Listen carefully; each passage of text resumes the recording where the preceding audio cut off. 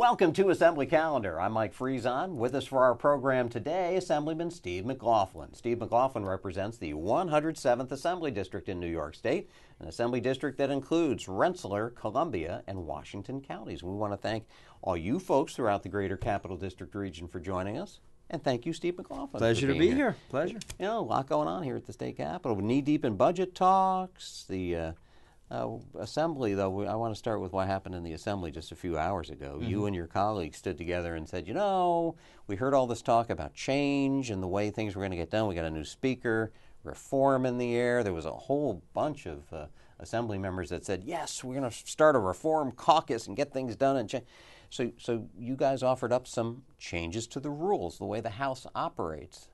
Common sense changes. Didn't go too far. That were rejected by every one of the members of the so-called Reform Caucus and almost every Democrat. On a few of our rules changes, there was maybe 2 Democrats that voted with us, but basically along party lines, the Assembly Democrats said no to the reform that just a few weeks ago they were talking about. So I said yesterday that this Assembly Reform Caucus is a lot like the month of March. It comes in like a lion and it went out like a lamb. They rolled over, did nothing, voted against common sense rules changes, and as I brought up on the floor yesterday, one of those rule changes was term limits for the Speaker of the Assembly and for the leaders of the majority and the minority caucuses.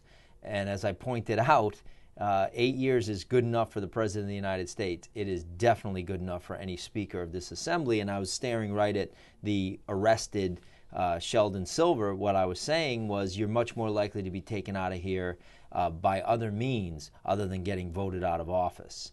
And that was directed right at him and also directed right at the corruption that is in that chamber. But you make a point in that these were not rules that are designed to trick anybody. It's not like you were trying to, get the more power to the minority or anything like that. These would have been things that affected both sides of the aisle, no matter who was in the majority or who was in the minority. You also had things in there like, requiring a 2/3 vote if we needed to work past midnight, right. Because it does seem as if, I don't know if it's coincidence or not, that a lot of the unsavory legislation or controversial things do tend to happen maybe 2, 3, 4 o'clock in the morning around here. It's happened time and time again on really big issues. APPR, they tried to do the SAFE Act under cover of darkness. There's a lot of big issues. A tax increase was done on a message of necessity. And as Justice Brandeis said, sunshine is the best disinfectant. Well, then darkness is where mold and germs can grow as far as legislation goes. So it's bad to operate at night. Nobody is at their best at 3 or 4 in the morning, and legislators included. You have people that are tired, that have been up for 24 hours or close to that. It's unhealthy. We've had members get sick and die. We had a member have a heart attack years ago and pass away. So it's just not the right way. And it's certainly not what the people of New York expect from their legislature. So as much talk as we've gotten from this governor about transparency and as much talk as we got from that majority about a new speaker coming in and a new day in Albany, when it came down to actually stand behind their words, they turned around and ran. And I was a little surprised, as somebody like myself, I've seen over the years a lot of attempts to change the rules, open up, make a more democratic process.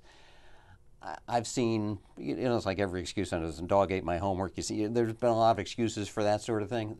The answers to some of the proposed rules changes have been, well, we're listening to you, and we're studying our own rules changes, and we'll get back to you, and we're going to.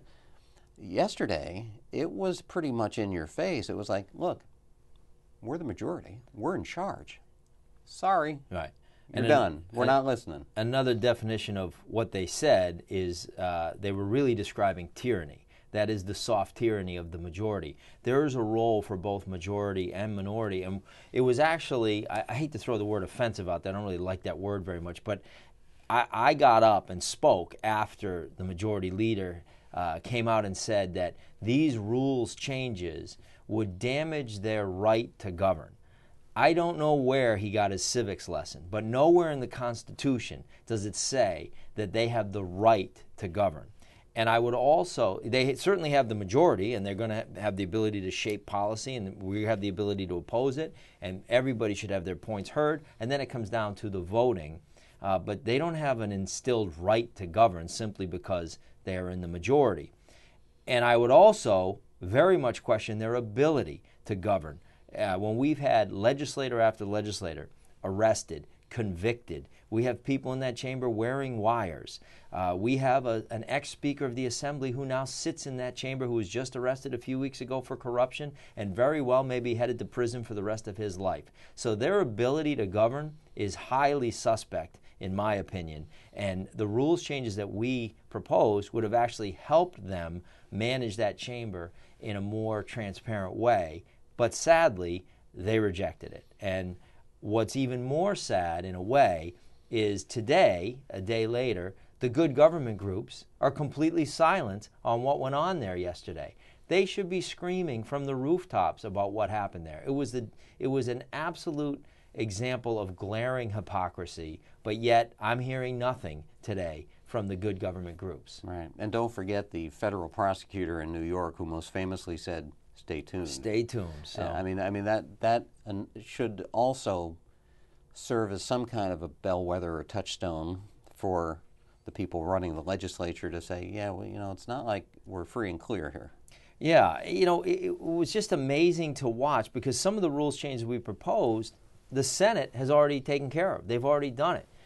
So how can the Assembly say that it hampers their right to govern? That's number one. But number two, a lot of what we proposed is already the law in multiple legislatures throughout the United States, and they seem to operate just fine. In fact, I would say when you're known as the most corrupt legislature in America, when Chicago is looking at you and Illinois is looking at you saying, wow, thanks, because now we're not known as the most corrupt, I think you have a problem. And I think you should embrace whatever reforms are put forth and certainly start to talk about in making those necessary changes. And some of those changes are, in fact, term limits. The people of New York, I said on the floor yesterday, if you put this out to the people of New York, it would pass by about 95% of the people want to see term limits. And if it's good enough for the president, it is absolutely good enough for the Speaker of the Assembly. And I would contend that had there been term limits, Sheldon Silver would not be in the trouble that he's in today because he would have been gone 12 years ago, 13 years ago?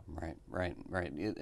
It's one thing to have people serve in those terms as members of the Assembly for a long time.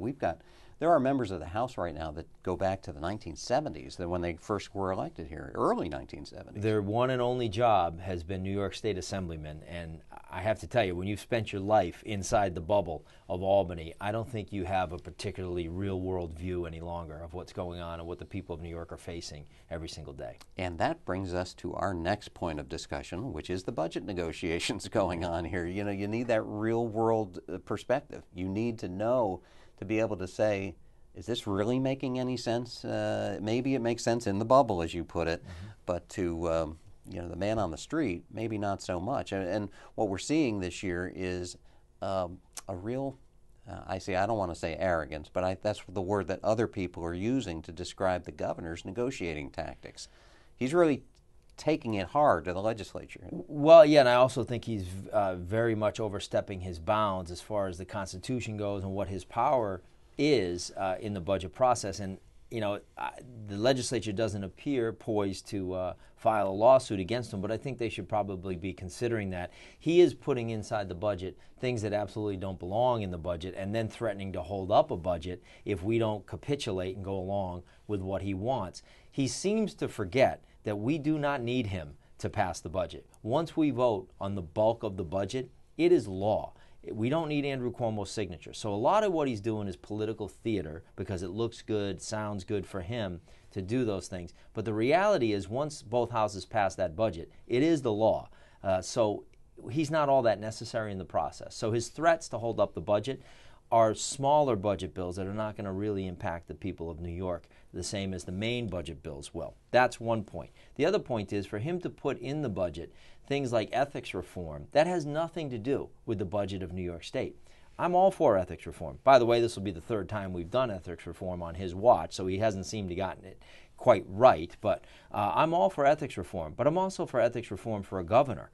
If it applies to us, it should apply to this governor as well. And he's the one with a $750,000 book deal that he won't disclose the details of, but yet he wants to know every dime of outside income that we make. I'm perfectly willing to disclose that, but I think he should too. He also is threatening the children of this state and the teachers of this state, saying, if you, in effect, let me destroy public education, and that's how a lot of the teachers and parents feel right now. The governor's saying, if you let me destroy education, in return for that, I'll give you $1 billion.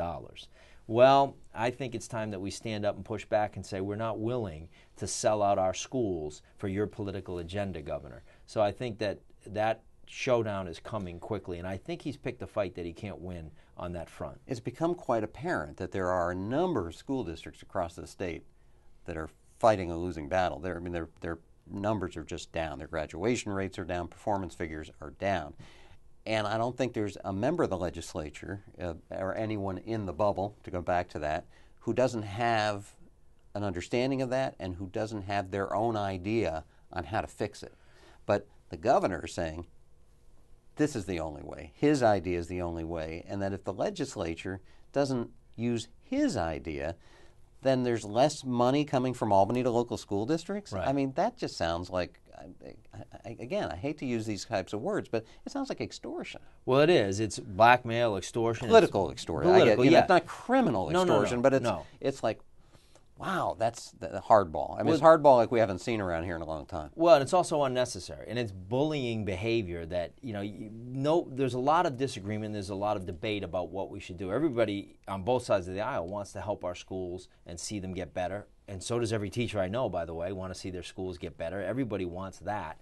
But for this governor to say it's my way or the highway, and he does this all the time, by the way, this is just his latest incarnation of this, for him to say that and say that the only way I'm going to increase aid to these schools is if they do exactly what I want them to do, when a lot of schools and education experts will tell you what he's suggesting is not the right thing to do.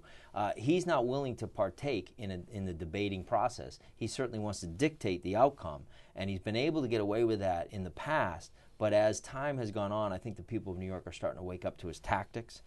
So I think, as I said earlier, I think he's picked a fight that he can't win. But we'll see. I'm perfectly willing to have a late budget as opposed to a budget that attacks my schools. I'm not going to vote for that type of budget at all. So if the budget's late, it's late. But I want the budget to be helpful in where it needs to be helpful. And one of those key areas, of course, is education. The other thing he's doing, just quickly, is he's got this New York Hunger Games competition going where we have a $5 billion windfall. It's not a surplus at all. It's lawsuit settlement money.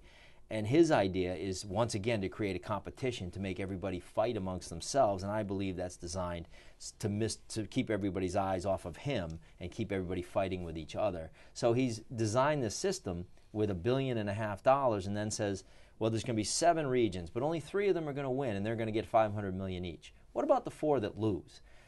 On top of that, just this past week, they now want to double down on an already bad idea and make it a $2.5 billion competition instead of $1.5 billion, which will make the winners and losers even more glaringly obvious. If you're one of the 4 out of 7 counties that loses, you're in deep trouble. I think you spread that $5 billion out throughout the state of New York, because it's the people's money. Seems to be a theme among the governor's actions. The casino siding, again, pitting regions of the state against each other, the upstate development programs. It seems like the communities are all competing, constantly competing with each other. Well, it's all designed to keep eyes off of him, to keep everybody busy, fighting with each other. They don't look at him and say, maybe you're the problem. And as I said, tongue-in-cheek, I think his kids may come down to breakfast and there's 1 bowl of Cheerios instead of 2, and they've got to fight about who's going to get to eat that day. It's not the way to go about things. This is the people's money. Rebuild our infrastructure. There isn't an area of New York that doesn't need infrastructure help. That's the way to grow an economy, not by picking winners and losers. And we're out of time. Steve McLaughlin, thanks for joining us today. Thank you, folks, too. We are out of time. We'll see you hopefully for our next Assembly Calendar.